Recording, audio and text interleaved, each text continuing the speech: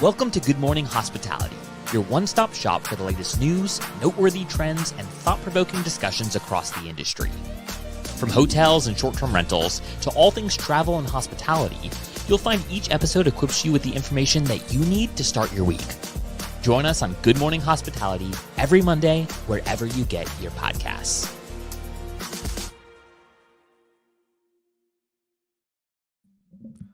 Good morning. Morning. Happy Monday. Best day of the week. We're back. Look at us. We're just doing our thing. On this fine Monday morning. How are we doing? It's good to see your beautiful faces. I know. Great. I can't believe I made it in time because I didn't know if I was going to still be driving right now, but Seriously, a new Monday and a new backdrop for Brandy. So yeah. Where are we at today? I am in Saratoga at my parents' house. I had a wedding this weekend. My best friend got married in the Finger Lakes. So, and then we have another wedding next weekend in Vermont. So having an upstate New York week. Upstate New York week. I love it. Mhm. Golden, how about you? Same old over here, nothing crazy. Definitely a very different existence than the two of you. Yes, a little different, but all good. It's a quiet weekend with the boys. Any good Dad or Day stories that you got going on this weekend? No, just had a good old normal weekend. Little pool, little arcade. Took Oliver to the arcade, so had a good time. Lovely. Yeah, well, I just got back from New York, was at the Skiff Data and AI conference, which was way better than expected. I'll say that. And I told them this feedback too. I was expecting it to be very technical and very kind of way above my pay grade type understanding of AI and data. And it was actually not. And it was really practical. And it was great to hear some big CEOs talking about, not even just CEOs, but big brands talking about how they're doing AI and data and all that stuff, which we'll get into this episode. But good to be in New York, to see everyone there. There was only 6 STR people in the whole conference. So there's a couple of us representing short-term rentals, a lot of hotel folks and travel, and a lot of startups. But it was a lot of fun. And then I got to see Sarah Dandishi with our hotel crew. And today is actually her birthday. So giving her a big shout out on the pod for another year around the sun. But yeah, really good time in New York. It's been a fun week. Yeah, I think it probably wasn't that technical because who actually understands AI? 100%. 100%. There's a couple it's of the buzzword. Yeah, there's some chief technical officers on the stage that were breaking it down with Marriott and Hilton and stuff like that. But still, again, at the end of the day, they were talking about how it's really going into the war room and coming up with the concept of how they're going to use the AI or the data to better enhance their whatever the goal is, right? So yeah, they're not the technical people either. They're the ones that find the technical people and help build it. So it's pretty cool. It was a good conference. I'm not surprised it sold out. So we'll see how next year turns out, probably. So this week, though, some fun stuff on the show that we are covering. Not only data and AI. What's up, Michael O'Connell? We got you guys on the live comments here. And yeah, Brandy, I think we should kick off with you. Also, for any live viewers like Michael, you can comment live and we'll give you on the screen. So tell us where you're tuning in from. We want to hear where you guys are all at. Where do we begin with today's topics? I think it was kind of a slow news cycle last week. Yeah. And, we obviously already touched on the announcement of Airbnb services. And then if you have eyes and a LinkedIn in the STR industry, you've been seeing everybody just really continuing to freak out about the services and how this is going to impact hosts. And I don't mean to sound flippant about it. I just still maintain my position that it is, I agree that with the criticism, this article we saw from Focusrite, it's your real estate, your asset is suffering the wear and tear. It's providing the space, and then you have no cut in on that. And I agree that is not the way that it should be done. But I also I think it remains to be seen how big of a deal this vertical is going to be. And if, and also Airbnb isn't going to change their mind. Maybe I think it would be smart for them to cut people in on a percentage, but they're not going to get rid of services. They added it as one of their main verticals, and they really want to make it work. So, Well, they they've might gotten take rid of it 3 times before, so it doesn't mean they that's won't true. yeah, That's doesn't true. mean they experiences won't though. get rid of it. I think also you're right that if the hosts aren't helping you promote it and getting a piece of it, they're not going to help you promote it. And so it just blows my mind that Airbnb has the gall to put it out there, not cut hosts in for using their Agreed. property. Annie Sloan in this Focus Wire article had a great comparison. If you own a coffee shop, you build it, you pick out the beans, you decorate the property, guests are coming into your coffee shop. It's like Airbnb rolls over a pastry cart, sits next to the cash register, and keeps all the cash themselves. They get to use your business and profit even further off of what they're already profiting on. So most businesses in that case would say, the pastry cart, you give me 10% of your revenues and we'll call it a deal. It's a win-win for everybody. But otherwise, it's just straight up mooching. So Airbnb fits it. Do you think Agree. though that they'll capitulate at this point, or you think so? I Yeah. do. Their sales are not going to be hitting the numbers they're hoping to hit. And then they're going to be in the room like, well, how do we do this? Well, let's get the host to promote it. It's just That should have been a no-brainer right out the gate, though. That should have been their marketing plan for this rollout from the beginning. It should have been saying, hey, we are like, if you haven't, I have a couple comments on this, and I promise this will be a quick Brandy rant, but it is more in the term of, if you're one of the 80% Airbnb hosts that's just 1 or 2 properties, owns or co-hosts it, doesn't have like a full portfolio that they manage, you should have already been doing this service type act already. You should have already been connecting with the best catering, private chefs. Like, you should have been doing that for your own property from the beginning, no matter what. That's my first thing. The second thing, Airbnb could have had so many ambassadors free. They are a PR machine. We've talked about on the show. How come they didn't lean into that and get all of their hosts to promote this by giving them a chunk? That would have been the easiest. You know how many easy low hanging fruit dollars this provides if they do it right? But no, they didn't do that. And so now they're going to, just like experiences pull back. They're like, oh, well, we got excited with this new launch, but now let's actually backpedal a little bit and make sure our hosts are included, make sure this is done. And, obviously there's safety concerns now, and there's this. And like, I don't know if they fully thought it through, or they did. And they just said, oh, we'll fix that once people start calling it out publicly and we start getting a lot of shit for it. That's just kind of my thinking. But Well, I agree with that, and I also think though, if there's some sort of, I won't even call it a silver lining, but this is a catalyst for some people who have been Airbnb loyalists. They're only on that platform. They consider themselves an Airbnb host. Now I think some of them are thinking, how do I get direct bookings? How do I get more control over this experience, my inventory, my business? Because they're starting to see, if they came in this cohort that was post-COVID and didn't have that experience of, all the payments getting just taken out of the bank account, then they haven't really experienced Airbnb taking, I'm trying not to say the word manipulate, but like manipulating their business, because they can. And that's the Airbnb's prerogative, and obviously their duty to their shareholders to maximize their profits. So maybe it'll be a little bit of a wake up that people shouldn't be so reliant on Airbnb.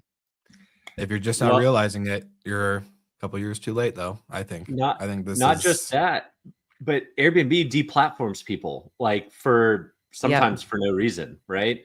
So if, let's say you're a massage therapist that has an Airbnb and you offer your services to guests that are staying in your house, is it now illegal? Are they going to deplatform you for offering your chef services or your cousin's, personal fitness?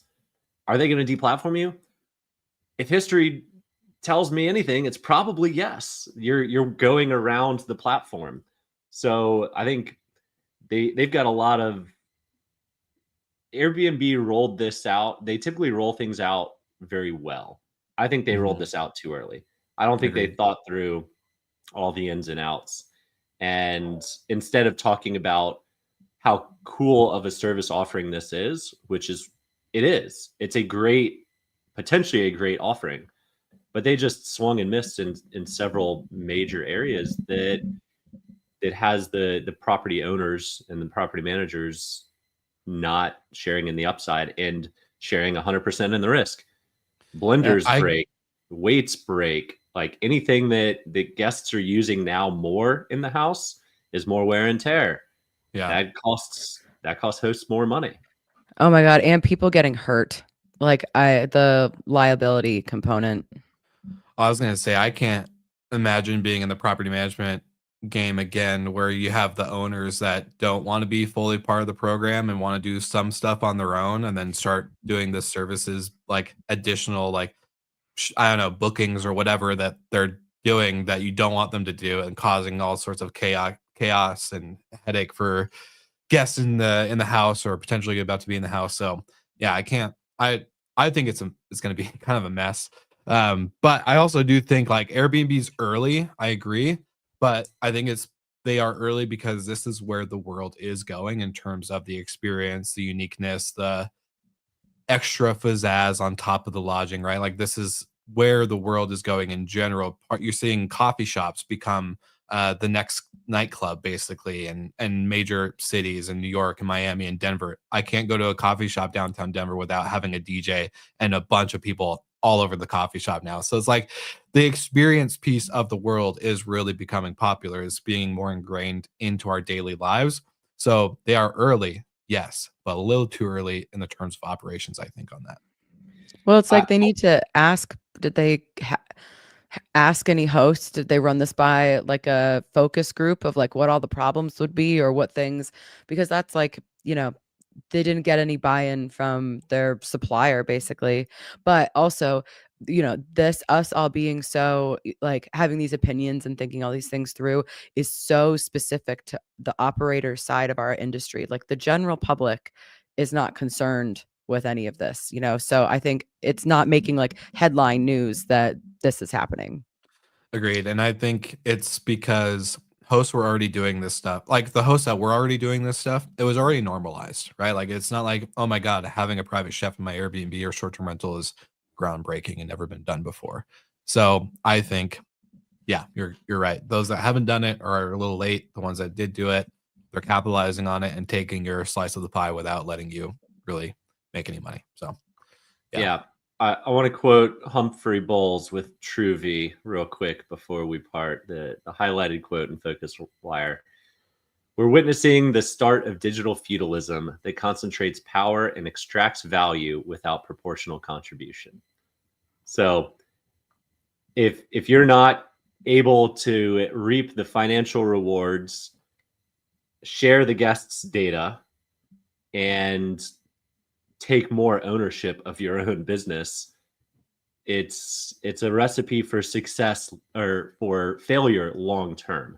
You're leaving a lot on the table, and Airbnb in this case is extracting 100% of the service's value. Yeah, 100%. I am. Before we move on, I just want Paul Manzi had a great point that this is another thing that pits the industry against Airbnb, and that is like, I don't want that to always be the sentiment or it's like, it'd be really great, like they're one of the largest companies in our space. It would be great if they were like the champion and the cheerleader, and that the operators had a better relationship with them. I don't know. I just, the way that everything is going, and kind of as any listener can really pick up a theme from our show, is with distribution. I think as distribution is changing, the OTA and industry relationship, I don't think is ever going to be the same now, because of how it's changed and how it's no longer just let me push you in front of eyeballs. They've become their own entire empires, right? Like, so I see that unfortunately not happening, but that's just my. Yeah. Look, Airbnb built something that is truly valuable. I mean, obviously, what was it, $90 billion market cap when it IPO'd? but they have to stay relevant. And this is an interesting path. Like I like the services aspect to it. There's a lot to like about it, but not compensating the venue of which things are participating, where activities and services are being offered, just absolutely mind-blowing. Absolutely mind-blowing. I will say, though, to Steve Turk's comment, who just sent it in right now, he thinks that more people will use the services even when they're not staying at a property, like a short-term rental or a hotel or whatever. And that, I think, is where it gets interesting, because for the rollout that they did do, it fits perfectly for me to have someone come to my house right now, do a massage or do a private chef or do a whatever, right? Like that's easy. And I don't have to pay a commission, or they don't have to worry about a commission split and all that good stuff. So the services and the lifestyle piece, I think, is interesting. The services with the operations, yeah, like we were discussing, still a little up in the air. But I think we should probably move on to the next one. All right. Well, speaking of distribution and OTAs just becoming more and more of their own empire, we saw in Q1 of 2025 that the OTAs have spent almost 10%, or a little over 10% more in marketing dollars than they did 2024 of Q1 last year. So pretty significant increase when you look at 10% with a B behind it, of billions of dollars. So it's just, again, going to the point that I said earlier, keep going. $4.5 billion just in one quarter.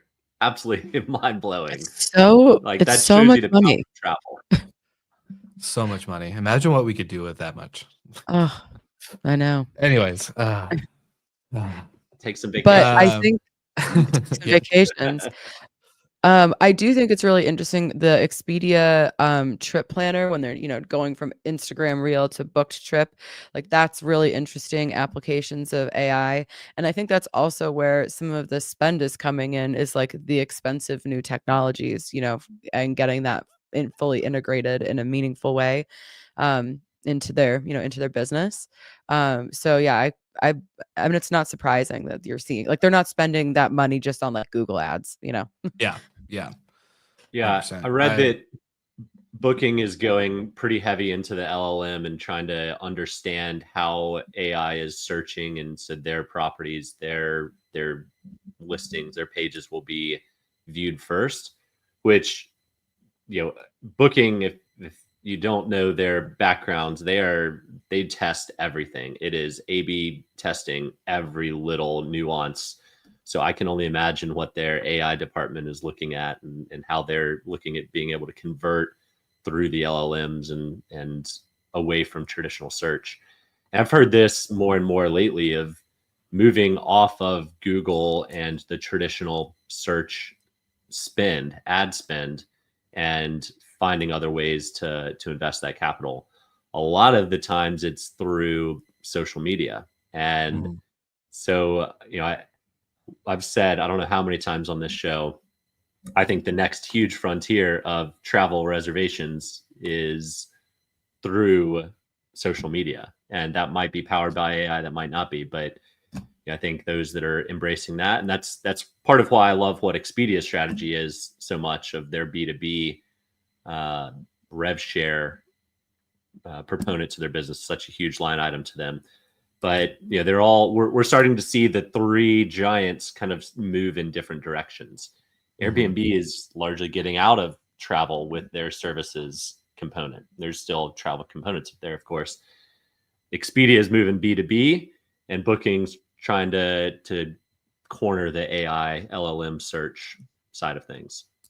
Yeah, it's very interesting. And just to maybe speak a little bit on the data and AI conference in New York, it was really interesting. Like I said, I was kind of expecting more technical terms of like how they're building these tools or building these features, but it really wasn't. It was like you were saying, Michael, we need to be capturing the guests at the time of inspiration. So using social media, and how is search changing? Seth with Skift Research did a really interesting piece and report on the change of search recently with AI coming in, and how like you said, Booking.com and others are looking at AI chats and MLMs to dominate, to immediately take over, as that is where most people start shifting for their search anyway. So it's really crazy, but I think from our show listener perspective, as they're investing more money into marketing, it, like we have said, it's not just ad dollars on Google or Meta or whatever. It's now going into the AI side, and in order to really make the investment in AI, again, just a really good point from the conference last week was, um, I forget who it was from Thayer Ventures and then Rafit from Skift were talking about how data is super important to go in front of AI first before AI. And then, so that's why they named it the Data and AI Conference, not the AI and Data Conference, because you need great data. So, in order to have great AI, you need the great data. And this is what all the companies are doing, from Hilton to Marriott. They're hyper focused on their user data in order to then enhance personalization, to enhance hospitality moments, to enhance the workflow behind the scene, right? And so that's where it really is going. I think their shift in investment to marketing is going to go into the MLM. And then eventually, I think the shift in the industry is going to go more towards horizontal operations or horizontal integration with servicing companies, lawn care, well and good type property management company, or not property management, but servicing company, etc. But anyways, I'm going off the rabbit trail a little bit. But yeah, it was really interesting just having the data be the core, and then as you continue to have clean and accurate data, the AI piece really becomes unlocked. Well, that's the hard thing. I mean, getting your data, like first, just making sure that it's good data, getting it into a format that is digestible in some way. And that, like, that's how you make better decisions as a business. But then if your data isn't clean, if it's not, done correctly, you can be extrapolating information that is actually maybe doing you a disservice. So 100%. it's yeah, and it's a challenge. Like I think about like all the data that we have, just like booking trends and all these reservations and all the information that's just in our PMS, and being able to visualize that. We have like a really good dashboard that we use, is so important. I'm excited to see eventually how AI helps all of that. I think Yeah. it'll be really interesting. Agreed. But the good data, there are people in our industry that are focusing on this. So I think our industry now should start focusing on, okay, if we want personalization and we want to be in this for hospitality, right? That's why I hear a lot of our, you know, uh, you know, same names and faces on VRMA stages or whatever talking about, and that's good. We should all be focusing on that. But if you're not focusing on your data part, you're never going to get to that forefront that you want to be at the core of your business. So it's one of those sacrifices right now. Invest in this data person, invest in someone to help really clean up the data, and not just say, oh yeah, we have our data from our PMS and our website. Like that does nothing if you don't know how to use it or even know what the data is saying. So anyways, my Brandy rant of the day, my second one at least. But yeah, it's definitely changing a lot, and so it's just really interesting to see. But Paul Manzies just said the PMS is still one of the most underutilized marketing tools in the hospitality and vacation rental space. Yeah, it's the brain of your Yeah. business. It has, aside from your like accounting software, it has all that information. Yeah, agreed. Well, another quick GMH episode this week on Monday morning. What do you two got going on the rest of the week? I'm curious to hear if the same old, or if there's something new. Well, for me, I can say it's not same old, but continuing to work away. It's nice, change of scenery up here. It kind of like puts you in a different like working mindset sometimes. So 100%. and then I got to prepare mentally, physically, emotionally for another wedding next weekend. Yes, I love it. Well, Michael, That'll be anything for fun. you? I was trying to come up with something besides same old, but not today, not this week. Just grinding away, trying to get some things across the line. But it that seems to be the same old, Same old. I love it. Well, last week on the show, I promised our listeners and live viewers that if they stayed tuned to this week's episode, they would get a little Easter egg drop of a code for some Well and Good Morning coffee. So here we go. If you made it this far into the episode, one of you lucky 25 listeners will get coffee sent directly to you from us on us. So 25 of you are getting free coffee from the Good Morning Hospitality team. You're going to have to use the code GoodMorning25. So 25 of you will get a free Well and Good Morning 3.5 ounce bag of coffee, I believe. And once you do that, you're going to have to let us know how it is. So enjoy your cup of coffee on us. We want to take care of our amazing GMH listeners, our morning people that bring that early morning energy. So again, last time, Good Morning 25 at the link in the show notes. If you go to wellandgood.pro/coffee, you can find the coffee there. You can grab the link in our show notes. We'll have many other ways. If you're an email newsletter subscriber, you could also grab it there too. So without further ado, let's move on. Thank you to our amazing live viewers, Steve Chirk, Paul Manzi, Michael O'Connell. Thank you guys for all tuning in. You too. It's always great to see you on a beautiful Monday morning. And as always, we'll see you guys again next week.